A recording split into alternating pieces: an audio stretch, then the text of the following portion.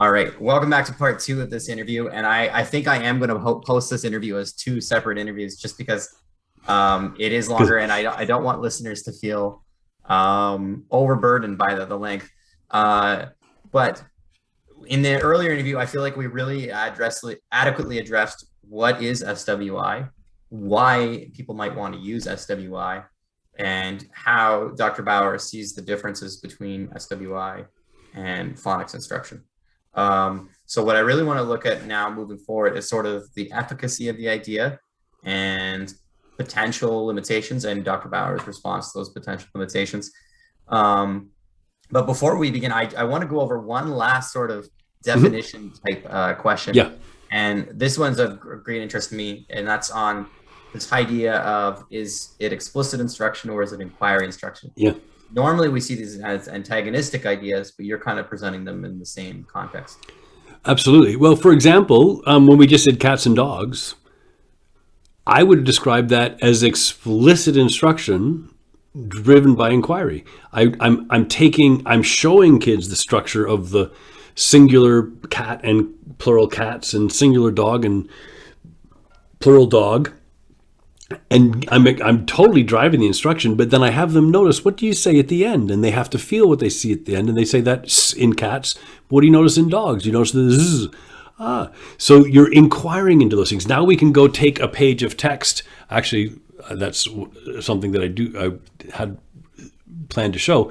But that where now you can now take kids who are, let me just see if I can find it, who are in the process of just learning to read, and you can take a page of text and have them, hey, we just discovered that, I'm sorry, I'm not finding the one I'm looking for. We just discovered that this S can write both S and Z. So let's go on a hunt. So here's a page that I've used in classes before. It came from a book. But so here we have, this is just text from a little book on camels. It wasn't my book. It was a book that they had me read to this class in their social studies unit in kindergarten, grade 1 or something. So here's this simple text. And the first job I gave them, I printed the page out, and their job was to circle every time they see the letter S. So they go ahead, and now you don't have to be a reader to find that S and circle them. So you get to take part in the game. And you have to inquire into what's an S and what's not an S. And so now I end up with all these words, but then we notice something interesting that I've set up here, and that is with the word shield. You circled the S in the word shield. I thought I had fixed this, but there it is. But actually, that's not an S, that's an SH. So say shield, and what do you feel at the beginning? You feel the sh. That's not that the S is writing a sh, it's an SH. But the funny thing is the plural, what is that S writing? Is that writing S or Z? Oh, it's writing Z. So it goes over here, but not because of that S, just because of that, because that's not an S, it's an SH. It's an SH digraph. It's not an S, it's an S letter, but now we're getting to that idea. And so here's an inquiry game, words that you've circled, the rest of them, they say the words, we say them out loud, make sure they feel them, and now they sort them according to, and notice Sans has an S over here and an S over here. And so this is I think of this as inquiry into a grapheme phoneme correspondence. But I've guided it, I've structured it, and I purposely picked a page that had an S that isn't an S grapheme. Because I got to tell you, one of the biggest confusions for kids is not knowing the difference between what is a letter and what's a grapheme. Because what's the G doing in the word fight? Well, it's not really doing anything. It's just part of the IGH. So I don't want you to think about the G in night. I want you to notice the FIGHT. I want you to have IGH as a thing that is actually, when it's a grapheme, I think you'll always find it's writing the phoneme I. There's other times you'll see IGH is doing something else, but that's a story for another time. But the IGH trigraph, it's at least its main job is writing the phoneme I. And we have fight and night and right and all these words, well, one of the rights. And so that's the way I'm doing explicit instruction that then sets up inquiry. That's really interesting. That's But it's the only time I've ever seen anyone sort of do that, actually, to be honest, in that particular way. I've heard people like hypothesize about doing that in math, but I've never actually seen anyone truly execute it, to be honest. Well, but the crucial thing is that I'll find myself teaching something that I think is true. I was at a workshop and I thought that the only job of the Z grapheme was to write the phoneme Z. And then somebody said, what about the word azure? Oh, you're right. The Z can write Z as well. So I was delighted to be proven wrong, because now I don't keep going on thinking something that's not true. So I no longer say that the only job of the Z grapheme is to write Z because someone pointed out something else.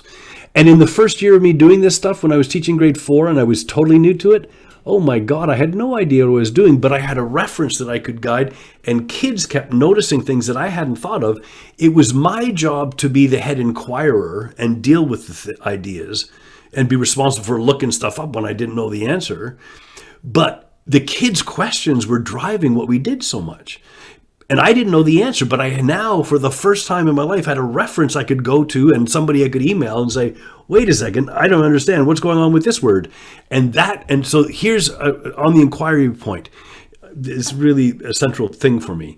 And this also comes into the cognitive load thing, because the interest in the kids when you inquire and you expect there to be an answer is how you do more intensive cognitive processing, which is what you need to build, you rearrange the representations in your mind, in your long-term memory. And so this interest that inquiry brings, but you can't inquire into randomness. If there's exceptions everywhere, you stop inquiring, right? If the answer is, well, that's the way it is, you stop asking questions. Mm-hmm. But if there is an answer, you can do that. So here's the inquiry piece, is that there's two kinds of inquiry, I think, that we do in structured word inquiry, and I think in teaching in general. There's teacher-led inquiry, and there's inquiry-led teaching. Teacher-led inquiry is what I did for most of my career and what most people do, and I still do it all the time, and it's really important.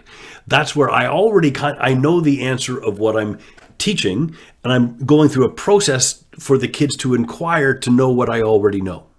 You see what I mean? Mm-hmm. So I used to teach science. I love teaching science, and I would do Newton's laws, and we would do all these experiments to figure out the 3 Newton's laws.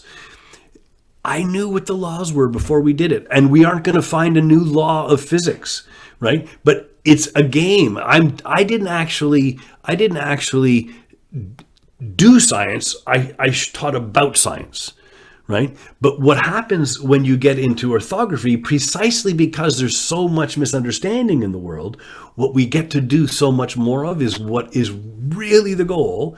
We do the teacher-led inquiry to learn the mechanics of doing scientific inquiry, how you raise a hypothesis, test it, how all these kinds of things, and we do specific things there's specific tools with the word sum in the matrix and grapheme phoneme diagrams and such that we use, and etymology that we use in SWI.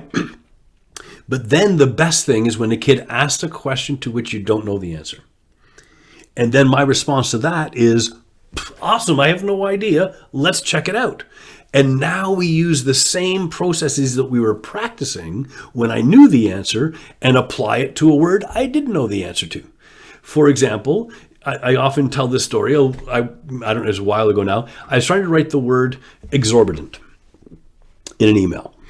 And I'm still not a good speller if I don't understand. If I don't understand a spelling, I still make the same kinds of mistakes I did as a kid. So I wrote EXHORBID, and I didn't, and it was such an off spelling that my spell checker didn't even find it. So I go to the dictionary, and when you look and check out the word, and I got close enough to get to the word exorbitant, and instantly when I saw that spelling, let me just bring it wherever we are. So EX, and I finally got rid of the H.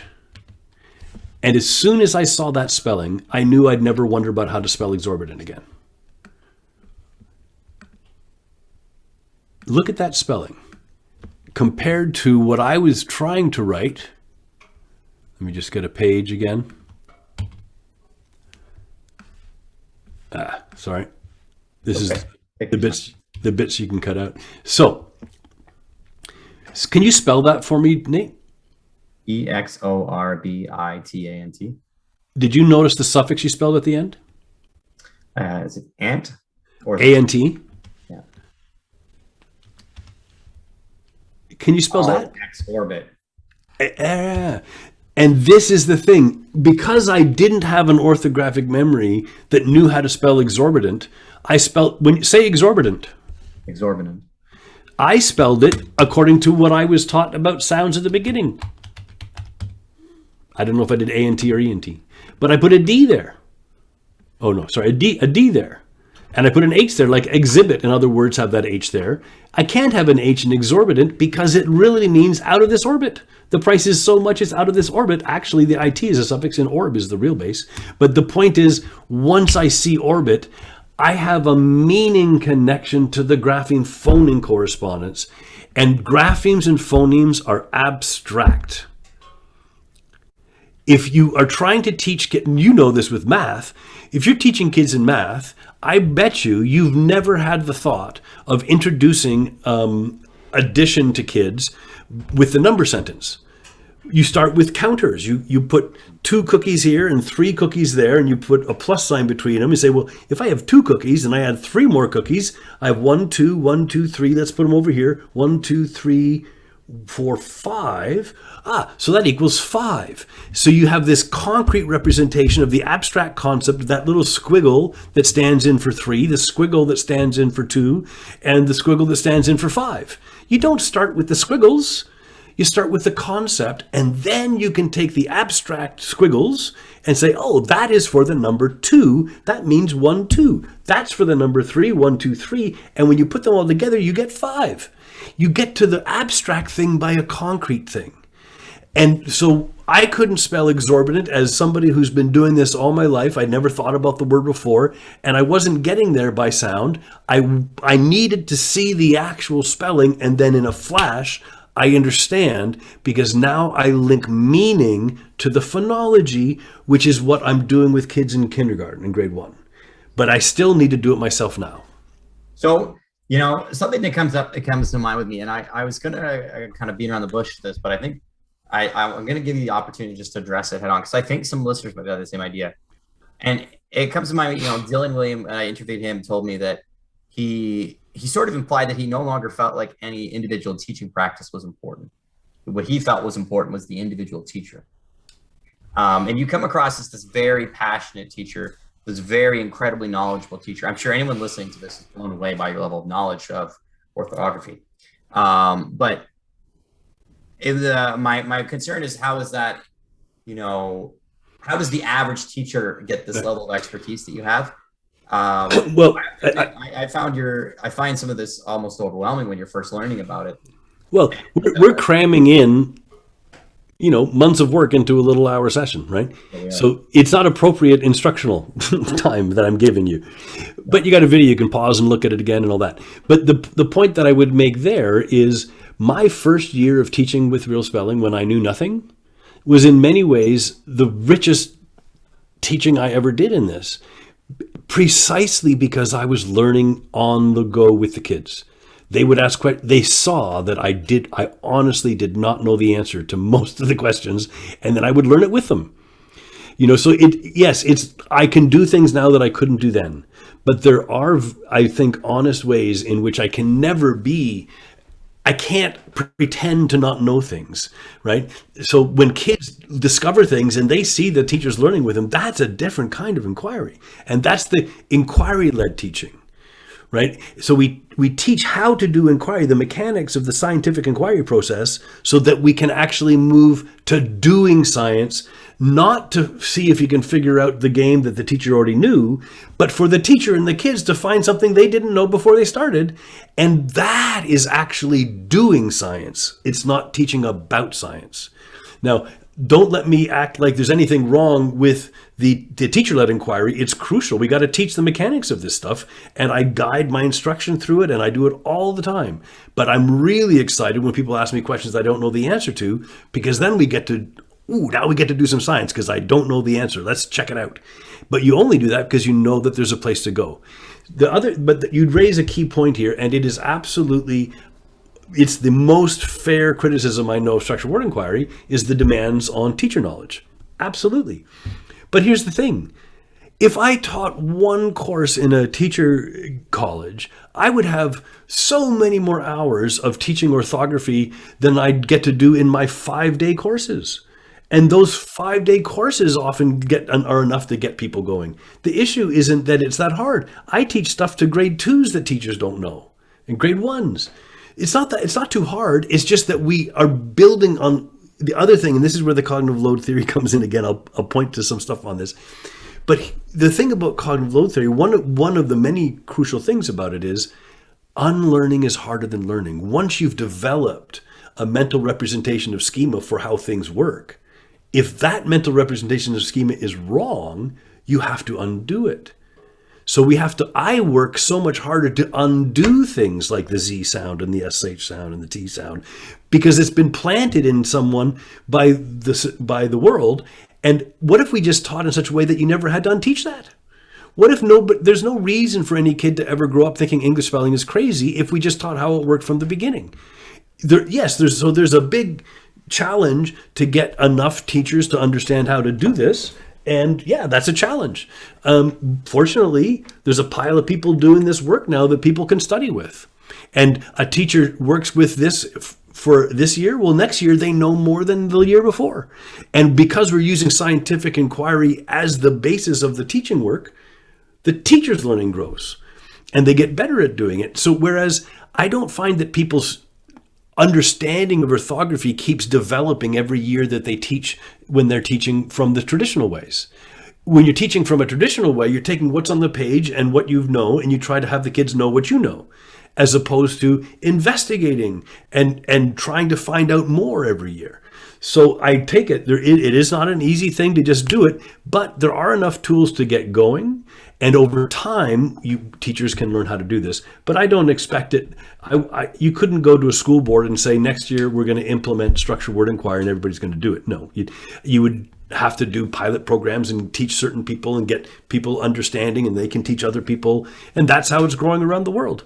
There's crazy pockets of structured word inquiry in Melbourne and in Switzerland and in Bangkok and in Edmonton and in California and in Chicago and other places, because groups of people where this has started just keeps going and going. And once you understand this stuff, you can't go back. You can't go back to teaching does is irregular once you understand it. So that's really fascinating. And I have noticed that you have quite the prolific follower base of people who are very interested. I was very curious. I want to emphasize, it's not just me. There's lots of people doing great work, doing PD in this work, and that makes my job easier. Yeah. Well, and I noticed when I did a session with you for the listeners' awareness, and one of the things I found was interesting was actually just listening to the people in your class. I found that just as interesting as listening to your lecture. I was really tempted to ask them questions when you did the breakout groups. Yeah. I resisted because I thought it would be inappropriate, but I was really curious. So how long do you think it takes to get a teacher to become proficient in this teaching style? I mean, it's just different for everybody. But the point is, if you start pointing people at structures, the morphemes and the graphemes and how they interrelate, and take a bunch of these high frequency words people think are irregular, and you start explaining them. If you just do it at a basic level, what we find is there's a lot of interest. I had a great story one time. I did a workshop in San Francisco, and this teacher came who was from a grade 1 teacher, and she was like giddy with excitement. It was very cool, her very first time ever seeing this stuff, and she was super excited. And I come back the next year, and we're going around saying, you know, what brought you here and all that. And I recognize her from the year before, and she says, well, I came here last year and I was so excited. I just thought this was the best thing. And then I went back to my class and I taught it. I was teaching for a year, but I felt like I didn't understand anything. And so I was determined to come back and get it again. And so I just asked her, said, so what did your kids think? Did your kids get interested? And she went on about how much her kids loved it. And I said, well, it sounds to me like you're doing just fine. Like, the kids, they're asking questions about words and word sums and graphemes and phonemes and morphemes, and they're doing all this stuff. Her personal experience was, I don't really know the answers. I don't feel very confident in this. I need more help, which is a legitimate thing to think. But she had to stop and realize, if your kids were more excited about your reading instruction than your previous years, it doesn't matter if you were proficient yet or not. You obviously gave the kids something you didn't give them before. Mm-hmm. And so one argument I make, and I'm glad you made me think of this, is that and you may have, I don't know if you were in the first session, but I try to be very clear. I don't want anybody to drop anything they're currently doing that they think works because they come to an hour workshop or one workshop. The point is that if I've shown you something that makes sense of spellings that you previously didn't understand, that's enough evidence to me that you should share that with your kids. If you can now explain something you couldn't explain before, go for it. But don't worry about what you should stop doing.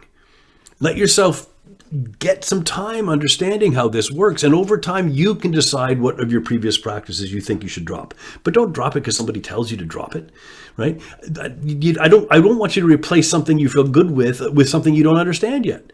Just try something new, and as you gain your understanding, you can move forward, and you make your own decisions of what you drop. You can ask me what I do, and if I say, well, I don't do that, that doesn't mean you can't. It just means I don't.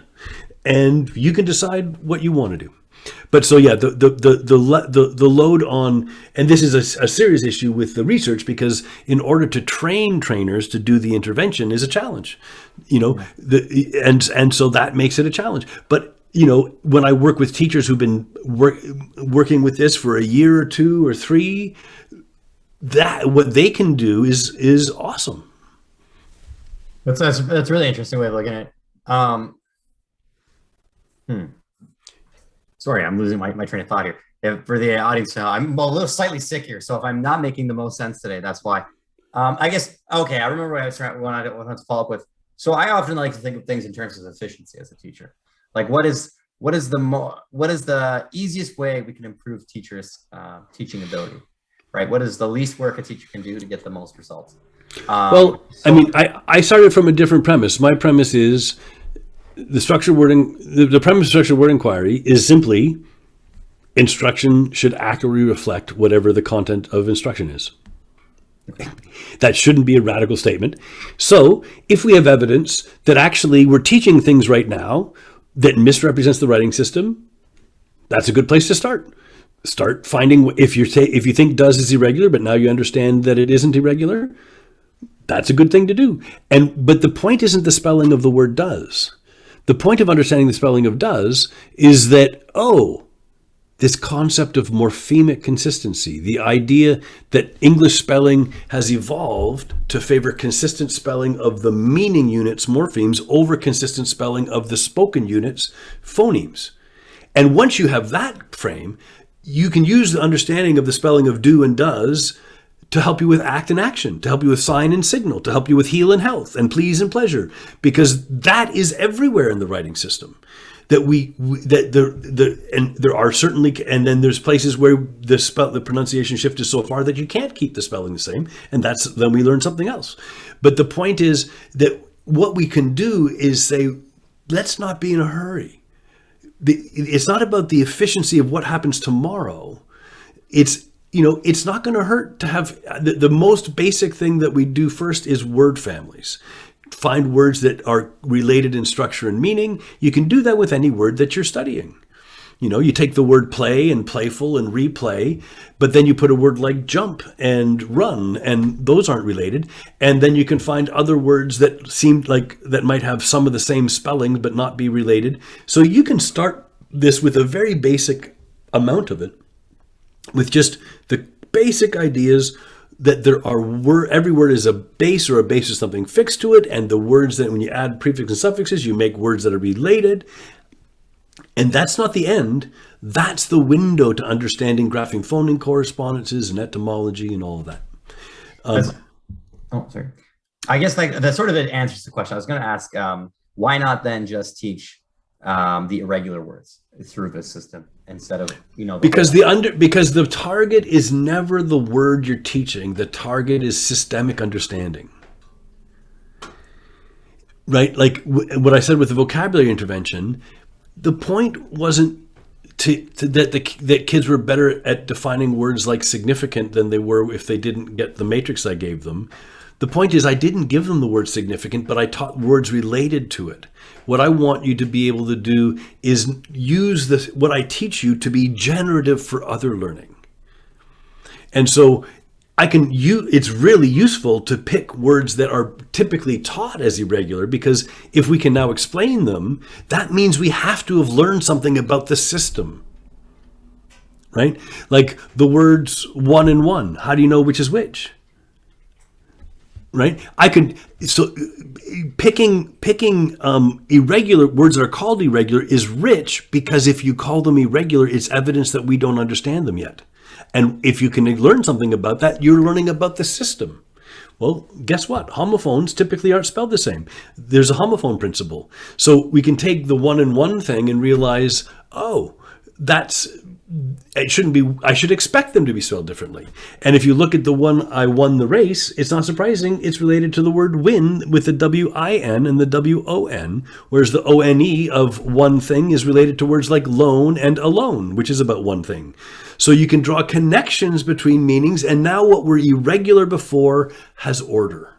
And I promise you, there's never been a kid who's been motivated and interested because they just got set a whole bunch of other words that are irregular they have to memorize. Mm-hmm. I don't think that that's ever motivated anybody. I always say nothing motivates like understanding. It's understanding. I can understand the word does. That's why I was grabbed by that first session, because I didn't understand spelling and this guy was making sense of it. It's the struggling kids that are the most excited about this. And that's the other piece, Nate, to your earlier question, is this is the funny thing. It looks hard to teachers. The funny thing, it's easier for kids because the kids have less to unlearn.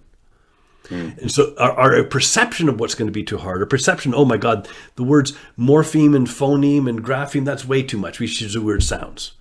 Well, that's an assumption, but it's not tested. I was working I went to a school, a kindergarten class in Chicago at a public school that's doing great stuff with this. I went in to talk about homophones.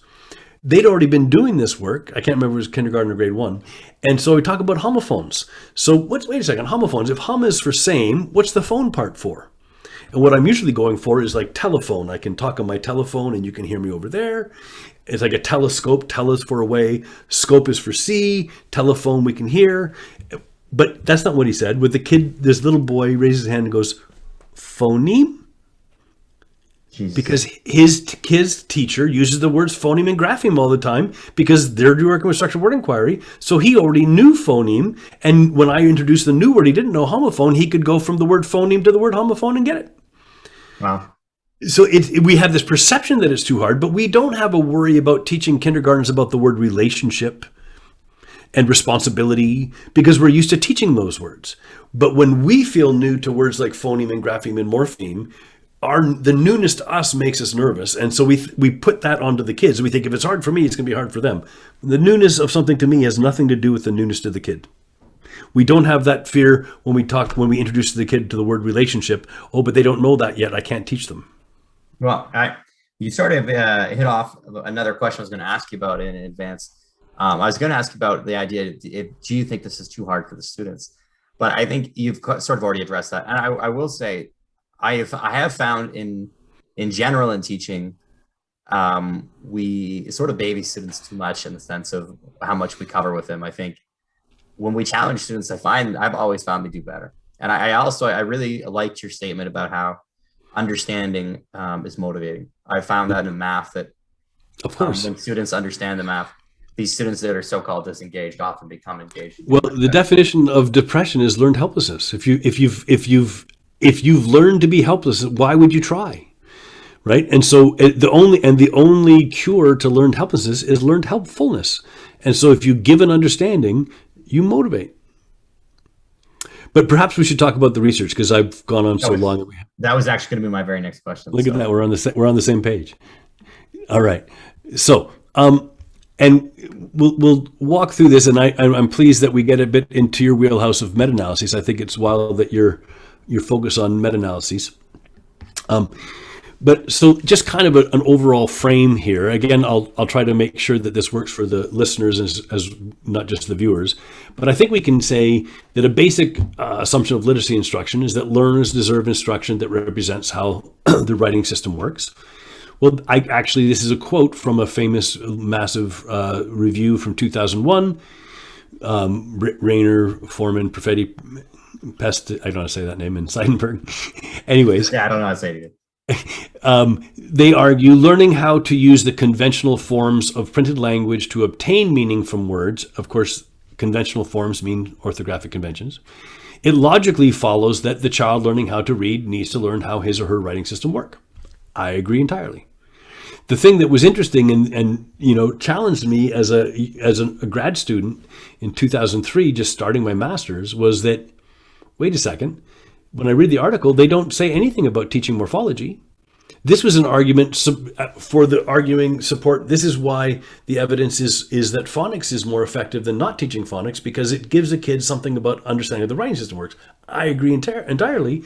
But why would we avoid other aspects that drive the writing system is my question.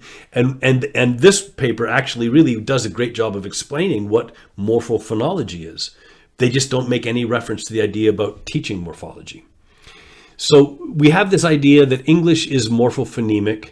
Here's a quote from Vinetsky again. The simple fact is that the present orthography is not merely a letter-to-sound system riddled with imperfections, but instead a more complex and more regular relationship wherein phoneme and morpheme share leading roles. And if you look at the date there, this is 1967. This is not new information. It's not controversial. I've never heard anybody argue with this. So the question is, if we're trying to teach how the writing system works, how can we just ignore that morphology piece? Now, of course, there's a lot more morphology taught now, but it's the sharing that is the thing. So now I want to talk about what does the research say about morphological instruction? And as we cued at the beginning of the first video, structured word inquiry is not morphological instruction. It's orthographic instruction, but any SWI intervention would fit in a morphological intervention because it teaches morphology explicitly, so that that's a part of the study. So what we're looking at now is going to be not about structured word inquiry, but about morphological instruction that is a part of SWI. Does that make sense? I always struggle with that. No, it makes total sense. I'm following. Okay. One other thing I want to highlight is I put this in the wrong place, but that's right. Just before we get there, this reading triangle is super well known. The idea that if we're trying to teach kids to learn to read and write, we're trying to teach them the links between the spellings on the page, the orthography, the pronunciation of words, and the semantics. Well, it turns out that John Kirby and I put forward a hypothesis. There's only one part of the language system that actually is implicated in all three corners of the triangle. Morphemes have spellings, they have pronunciations, and they have meaning. And this ties into other research with Perfetti and such about that I won't get into at the moment. But the point being, there's reason to believe that if we teach about the spellings and pronunciations and meaning of the word in the context of morphology, that we can make better sense of all of that. And I don't know any other part of the language system that does that. Syllables don't go there because syllables don't represent meaning. So that's this idea. I'll move on instead of talking about that one. So let's get back to the research kind of story. So the historical context that I wanted to raise is that we know about this reading wars. There's been always this fight between phonics and whole language. And one thing I would argue is structured word inquiry